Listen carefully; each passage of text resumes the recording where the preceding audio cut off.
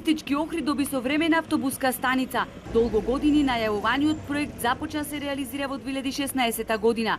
Покрај овој капитален објект тежок 7 милиони евра на постојната локација, како што беше и предвидено, се гради трговски центар. Двегодишната работа со многу труд и полна пареа ја започнаа едни, а плодовите ги собраа други, кои денеска се сликаа на свеченото пуштање во употреба на автобуската станица.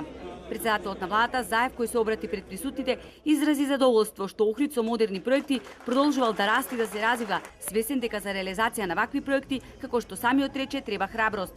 Ние како јавна администрација, без разлика дали е општинска или државна јавна администрација, ги продолжуваме сите убави работи кои што се отпочнати дури и пред нас.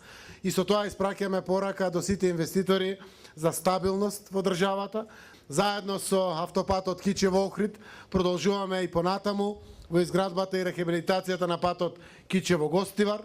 Новата автобуска станица е проект на ВМРО-ДПМН, кој отпочна изминативе години и на кој особено сме горди како партија, бидејќи охриѓани го заслужуваат. Кога се отпочнуваше проектот нова автобуска станица, тие безсмислено го напаѓа и критикуваа, велат од охридскиот огранок на ВМРО-ДПМН. Не сме сигурни, ги прашуваме господата од СДСМ. Кога повеќе им беше срам?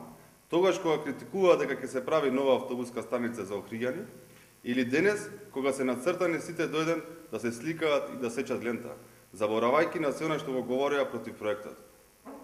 Затоа ќе повторам, Зоран Заев и СДСМ се луѓе без срам и пердер, што денеска се тука пред охриѓани да промовираат нешто кој што не го направиле. Автобуската станица и трговскиот центар се простираат на вкупна површина од 18.600 метри квадратни. Сега актуелниот градоначалник Стојановски рече дека ова ќе придонесе за зголемување на туристичкиот промет и подобрување на туристичката понуда во градот.